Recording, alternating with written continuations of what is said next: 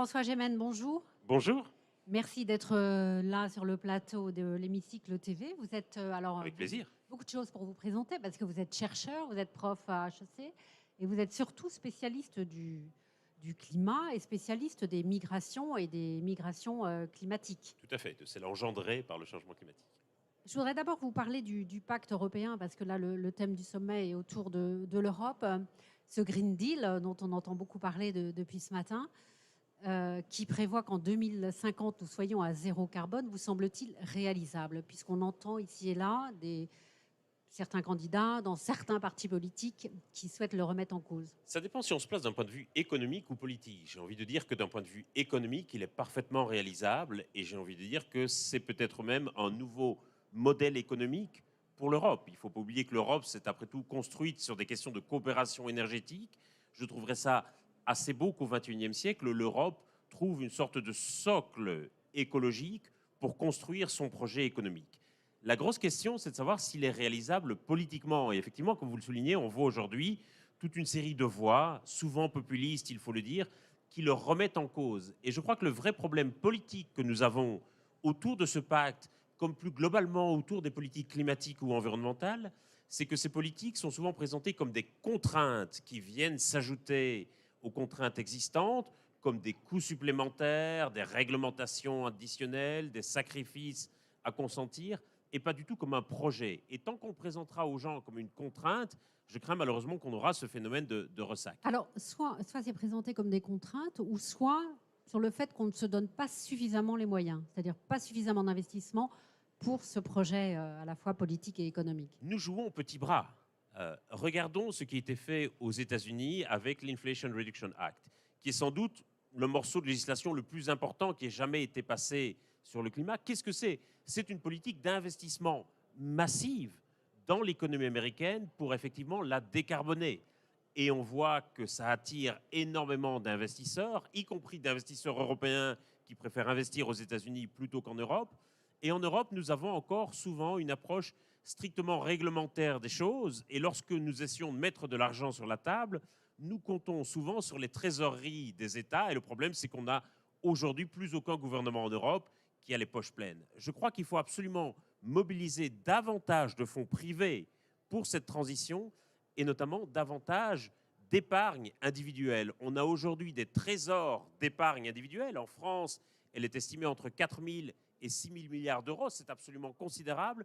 Je suis convaincu qu'une bonne partie des épargnants français seraient très heureux que leur argent puisse servir à la transition écologique parce que... Alors, il existe déjà quelques produits financiers qui permettent cet investissement. Tout à fait. Et c'est une bonne chose, mais on voit que ces fonds à impact aujourd'hui ne sont pas suffisamment souscrits, que les Françaises et les Français s'en méfient encore, et parfois à juste titre, parce qu'il y a eu beaucoup de greenwashing par le passé. Mais je crois que vraiment, il y a une urgence aujourd'hui à nous donner les moyens de nos ambitions et à réaliser que la transition, en fait, c'est rentable. C'est un projet économique qui peut être rentable et ce n'est pas juste une donation qu'on va faire pour une bonne cause. Alors, on a parlé donc de cet objectif de 2050. Avant 2050, il y a l'objectif 2030, 55% de réduction des émissions de gaz. Est-ce que là encore, c'est réalisable et est-ce que le citoyen adhère?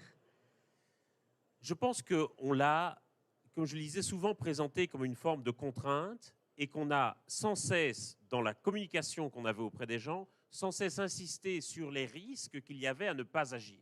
On a dit, si on ne fait rien, voilà les 7 plaies d'Égypte qui vont s'abattre sur la France. Alors en même temps, on les a vus, les 7 plaies d'Égypte. Et on commence à les voir. On les a vus avec les incendies, les inondations.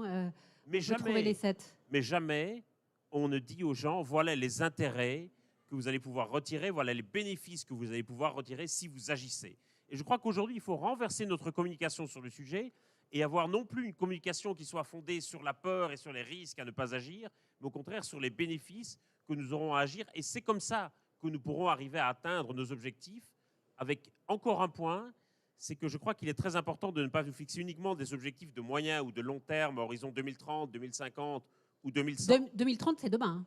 2030, c'est demain, mais en même temps, ça dépasse le mandat de ceux qui ont décidé des objectifs 2030. Quand la Commission européenne décide d'un objectif à 2030, elle sait très bien qu'elle aura été remplacée d'ici là. Et elle l'avait décidé déjà il y a quelques années. Quand Emmanuel Macron décide d'aligner la décarbonation de l'économie française sur 2030, il sait très bien que ce ne sera plus lui à l'Élysée en 2030.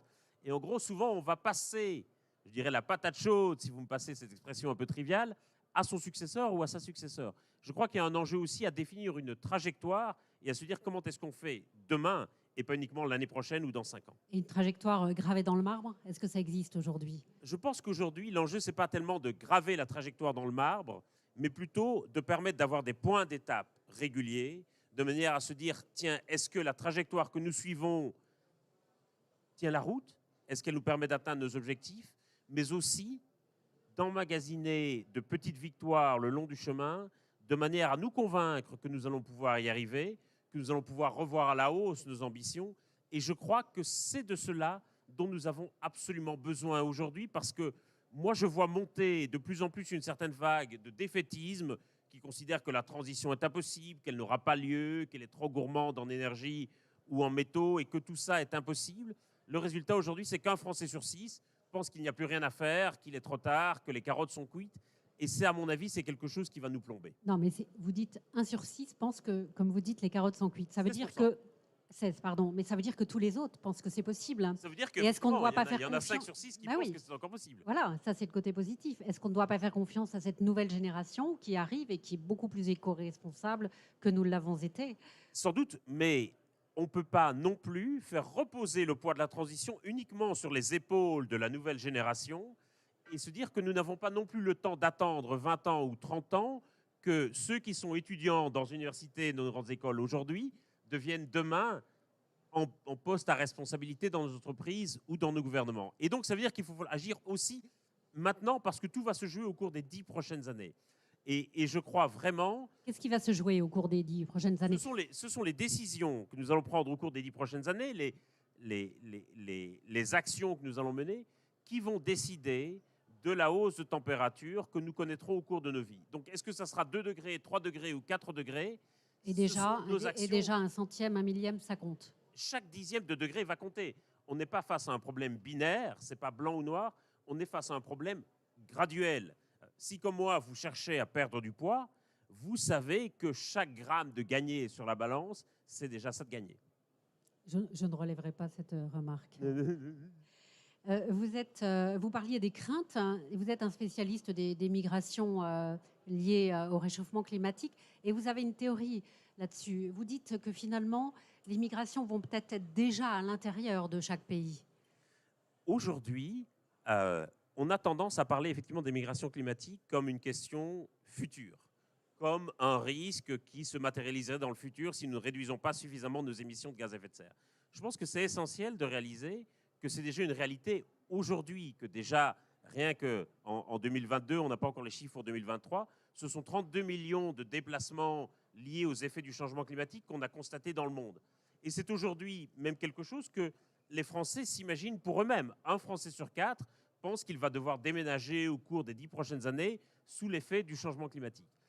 Et donc, il faut absolument réaliser qu'aujourd'hui, le changement climatique est déjà devenu un des premiers facteurs de migration, de déplacement à travers le monde, et pas seulement un risque futur qui se matérialiserait si nous ne parvenons pas à réduire nos émissions.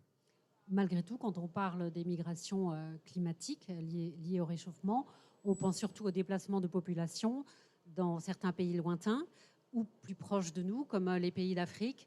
Est-ce que c'est ça qui est la principale crainte et qui peut faire monter aujourd'hui les populismes, hein? Effectivement, on a la crainte que le changement climatique n'amène demain de nouvelles crises migratoires. On parle de vagues, de submersion, etc. Il faut réaliser une part que l'essentiel de ces migrations, elles ont lieu à l'intérieur des pays concernés et que la migration internationale est l'exception et pas la norme.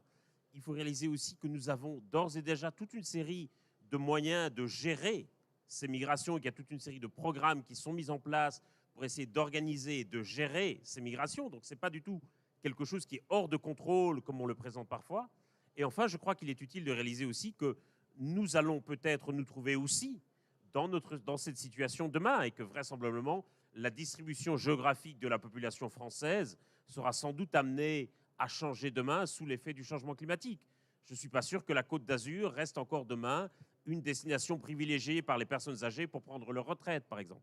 Ils sont déjà en train d'envahir la Bretagne. Peut-être la Bretagne, les Hauts-de-France, et ça va changer aussi la sociologie de certaines villes, sans doute. Qu'est-ce qu'un sommet comme celui-ci peut apporter dans la prise de conscience? Comme je le disais, je crois qu'il y a aujourd'hui euh, parfois une sorte de vague un peu défaitiste euh, qu'on sent dans certains segments de la population ou d'autres qui ont l'impression que la société est immobile, que rien n'avance, que rien ne va dans le bon sens.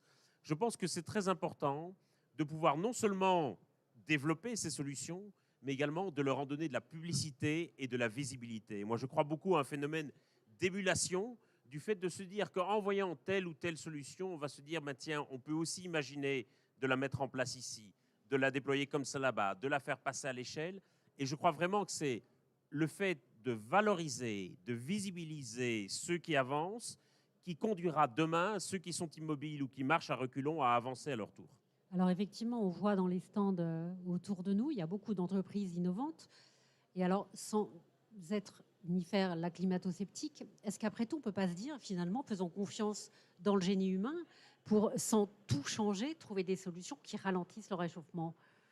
Mais le génie humain a parfois aussi besoin de cadres réglementaires, de cadres fiscaux. Moi, je suis parfois effrayé de voir combien certaines solutions qui ont été développées par le génie humain peinent parfois à être déployées à cause de contraintes réglementaires ou fiscales, de réglementations mal adaptées, parce qu'on n'en fait pas suffisamment la publicité. Et donc, moi, je crois que nous avons, et non seulement je le crois, mais je le sais parce que c'est un des éléments essentiels du dernier rapport du GIEC, nous avons aujourd'hui toutes les connaissances, toutes les technologies et toutes les ressources financières qui nous permettent d'atteindre les objectifs de l'accord de Paris. L'enjeu maintenant, c'est de les déployer. Et pour ça, on va avoir besoin, évidemment, que les entrepreneurs déploient les solutions. On va avoir besoin aussi que les pouvoirs publics mettent en place les cadres réglementaires, fiscaux et législatifs nécessaires au déploiement de ces solutions. Merci beaucoup, François Gémen. Nous sommes Merci à à la fin vous. de cet entretien. Merci d'être venu sur le plateau de l'hémicycle télé. Merci beaucoup. Avec plaisir.